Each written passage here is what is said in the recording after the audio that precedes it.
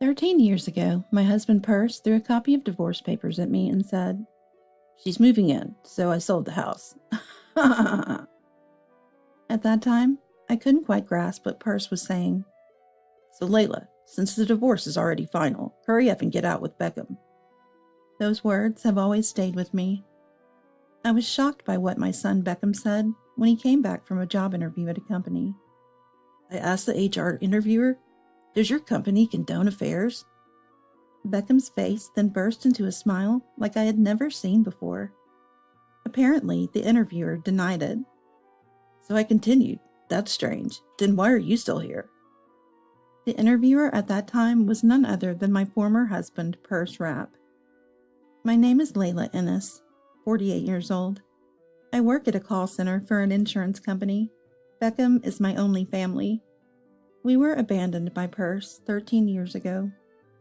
I met Perce when I was 20. I didn't go to college, but worked as a clerk at a subsidiary of a pharmaceutical company.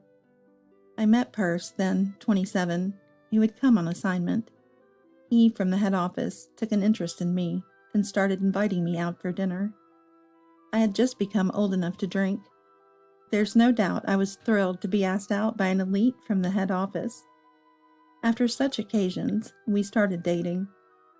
Eventually, I got pregnant. I was shaken. I thought he would be angry and break up with me. But then, Perce suggested we get married. When we went to greet my parents, my father, who was still alive at the time, heard him say, "I'll make Layla happy." At that time, marriages due to pregnancy were still not seen in the best light and were called shotgun marriages, so the ceremony was simple. Eventually, Beckham was born. Around that time, Perce returned to head office work, and I followed him, becoming a housewife. From then on, I dedicated myself to keeping the house. We bought a house with the help from Perce's parents when Beckham started elementary school. I thought I was living happy days, but I was closing my eyes to Perce coming home later and later as Beckham grew older. Having married young at 20, I didn't know what a typical marital life was like. I never questioned not knowing Perce's colleagues or superiors. Thinking back, there were plenty of signs leading to divorce. Then, on Beckham's 14th birthday, Perce said, "I've filed for divorce and sold the house, so get out," and left us. From a happy housewife at 35, I suddenly became a single mother with a 14-year-old Beckham. When I was unexpectedly returned to my parents' home, my brother Jeffrey and his wife were cold to me.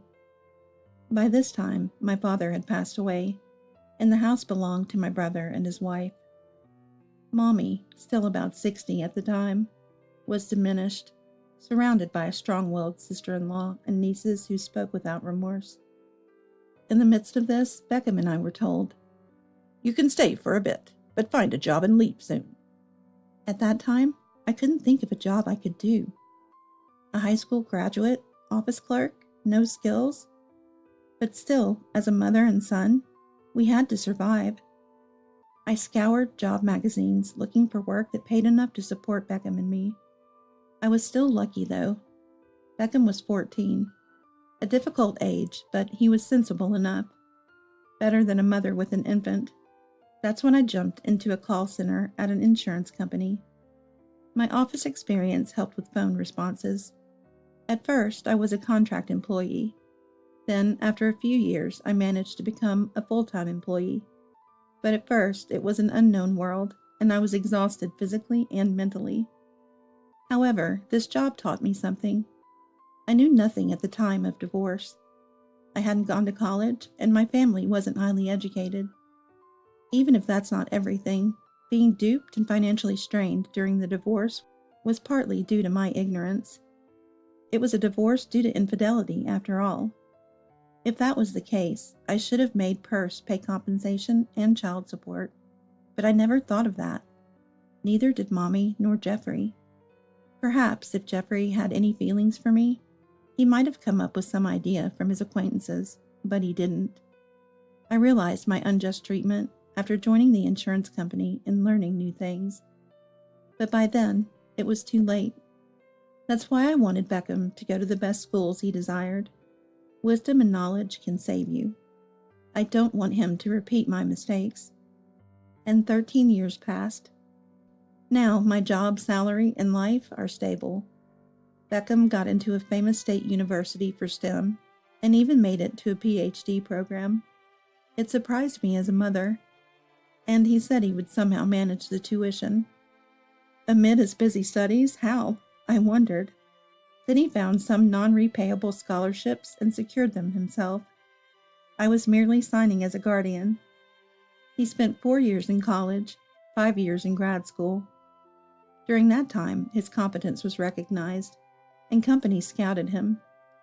This is what it means when an extraordinary child is born to ordinary parents. Beckham's future must be filled with light. Yet, what unexpectedly comes back to me is that day. The day Perce abandoned me. That incident still stirs up unpleasant feelings in me. It was truly sudden. Perce came home and threw a crumpled paper at me and Beckham. When I unfolded it, it was a copy of the divorce papers. I had no recollection of signing it, but my name was written there in handwriting very similar to mine. "What do you mean by this?" I asked, and Perce said, "She's moving in, so I sold the house." I couldn't quite understand what Perce was saying. I never even imagined divorce. "So Layla, since the divorce is already final, hurry up and get out with Beckham." He said he wouldn't be merciful if we didn't leave within 3 days. I was 35 at the time. Having been just a housewife for 14 years, I couldn't think of what to do and headed to my parents' house. Perce's voice from that time still echoes in my ears. Maybe I should forget it. Now Beckham and I live reasonably settled lives. It's not that I can't forget. It's the frustration at myself for not being able to do anything and my resentment towards Perce. Now I understand that I could do something about it. Then, one holiday, I decided to sleep in late when my mobile phone rang. The number wasn't registered, so I decided to ignore it and went back to sleep. But the calls kept coming, breaking off and continuing. Eventually, I heard someone's voice from the voicemail. It was my former mother-in-law, Milla. She kept saying, "Please, let Beckham out." What could she mean? I thought, but decided not to answer directly. Later in the evening, Beckham came back in a suit unusually. When I told him about the call, "They finally come?" Beckham, with an expression I had never seen before, asked. He shook his body, slammed the table, and even laughed with tears. What could have happened? "Beckham, what did you do?" "Today was a job interview at a company, right? I told you, didn't I?" "Liar, tell Mom the truth." "It's not a lie, though." With that, Beckham began to tell what happened that day. The interview was indeed true. It was a pharmaceutical company that had scouted him, but the problem was the company. The pharmaceutical company Beckham mentioned was where I had worked as a clerk in its subsidiary. "It's no coincidence." Beckham said it casually. "By the way, the HR director who came for the interview was Perce Rapp." "What did you say?" "It's funny. This guy didn't realize I was Beckham at all." "Did you realize it?" "Of course. After all, I didn't need this interview. The company came to scout me, so there was no need for an interview." "Really?" "Yeah. I mean, they were the ones who approached me, so naturally there wouldn't be an interview." "But as the HR director, he must have seen your resume, right?" "He probably did. He must have. But I look quite different from when I was a middle schooler. Different hairstyle, different vibe, you know." "That's true." 13 years is a long time. Plus, I doubt he even remembered my face from back then." "That's true." I had been so caught up in my own thoughts that I forgot Beckham had also become estranged from Perce. Besides, seeing my current address and education, even if the names matched, he wouldn't have guessed I was his son. That might be true. Beckham was only an above-average student in 8th grade 13 years ago. But after the divorce and changing schools, he began studying incredibly hard. His grades shot up to the top. He got into a good high school and maintained nearly top grades in STEM classes. Then he entered a renowned state university. He was in a seminar his junior year and stayed on for 5 years in grad school, moving from a master's, and apparently achieved a lot in some complex areas that I don't quite understand. The scouts were companies that had noticed his achievements and wanted him. They wanted me, so I was in a position to choose. Beckham said this lightly. That's why I asked for an interview. I had researched and knew he was the HR director. I was surprised by how much he had done without me knowing. But he didn't change his expression when he saw me. The interview went as usual. But the difference was that Beckham got to ask more questions. So I asked the HR interviewer, does your company condone affairs? At that, Beckham's face overflowed with a smile like I had never seen before. What did the HR director say? He said, of course not. It's not ethically acceptable. Hilarious, right? So I continued, that's strange. Then why are you still here? At that, the HR director's face froze in an instant.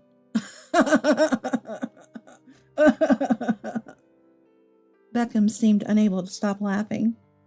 Then, thankfully, the executive next to him asked what I meant by that. That's when I pulled this out. What he had was a wrinkled paper. It was the copy of the divorce papers Peirce had thrown at me that day. This is a copy of the document my mother was tricked into submitting by this man. What do you think about this? You kept that copy all this time? I thought I had thrown it away. I was sure I had tossed it in the trash. I didn't want to see it. I thought I had to throw everything away and leave.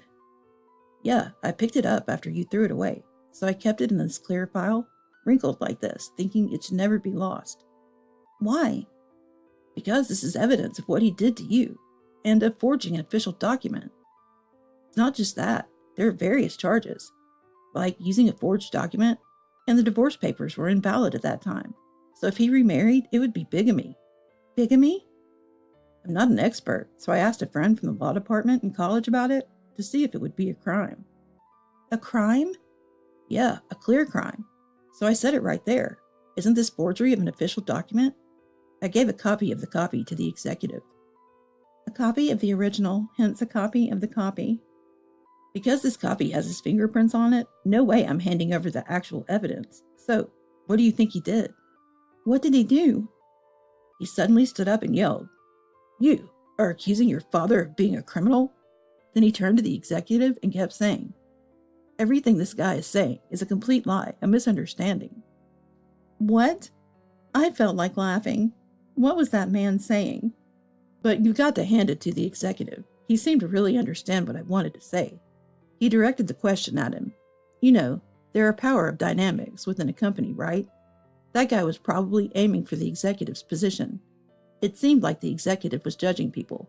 First, he kicked him out of the room, then turned to me and said, Did you request this interview with our company, not for the purpose of joining, but for this? I did apologize. I'm very grateful for your company's scout offer. I find it an attractive offer, but I wondered what it would mean if a company without ethics would continue to employ that man. I was amazed at how he could say all that so casually in an interview setting. The executive was truly capable. He said he was grateful for the information, whether or not I would join the company. He mentioned that when that guy remarried shortly after the divorce, he wondered why he chose a much younger woman. And he remembered you, Mom. Really? Yeah, Mom, you said your wedding was small, right? He was one of the few guests, as a colleague from the company at the time. That's so. I didn't know. But that guy was telling people around him that he was the one cheated on. But he was magnanimous enough not to ask for compensation during the divorce.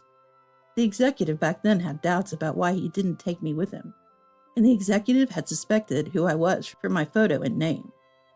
We were abandoned because I lacked that kind of knowledge at the time. I'm really sorry. I would definitely fight back with a lawyer now, but back then, It's okay. I know Mom was a housewife all along. Suddenly being thrown out and having to work, raising me to that point was hard enough. Hey, Mom, I hardly remember anything about him. He was always busy with work, right? Or maybe it wasn't even work. That's right. Peirce really didn't stay at home much at the time. Maybe marrying me was a mistake for him. He rarely took me to his parents' house. It was only for Christmas or family gatherings, and if I went, I was just stuck helping in the kitchen.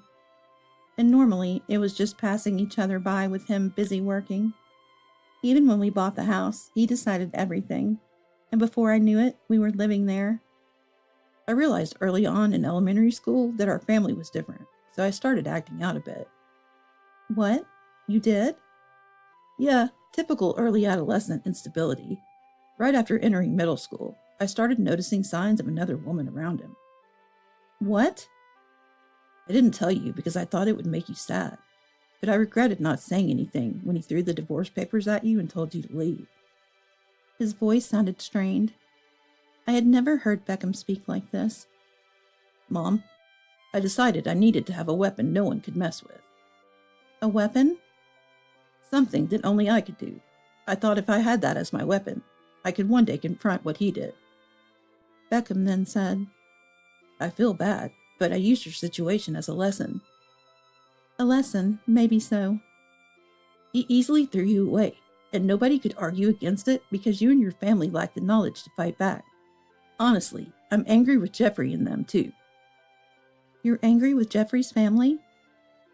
No way, it's too much trouble, but even if I get into a good company and succeed, I'll never associate with them.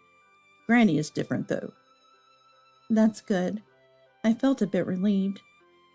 Because Granny told me everything she remembered about you at the time and kept apologizing, saying she was sorry. When did she say that? After I entered college, Jeffrey's cousins were trying to get my attention, saying they were students at the university. It was creepy. I had no idea his cousins were doing that. Mom, why don't we take Granny in? She's always been sorry towards you. It seems pitiful watching her at their house, restrained by her sister-in-law and them. Thank you. After finishing the conversation, I mentioned something I had been curious about. I've been getting calls from unknown numbers lately. Beckham asked to see it, so I handed him my mobile phone. Oh, it's his parents' place. The executive told me about it, Beckham said dismissively, and then pressed the call button, switching to speaker mode. Hello? Hello, is that you, Beckham? It was Milla's voice on the other end. I've heard from your father. You've gone all the way to a doctoral program at that university and are getting scouted by companies. To think such a fine young man came from that mother. Surely it's thanks to our family's blood. Beckham muttered quietly. What is she talking about? Would you like to be adopted by us? You'll be busy and need money, right? Better than staying with that poor woman. You're old enough for marriage, aren't you? We can arrange it for you. Isn't it a good offer? Are you listening, Beckham? I'm sorry for being such a woman, I said coldly into the mobile phone. By any chance, did you hear that I was the one who cheated? Well, that's not true.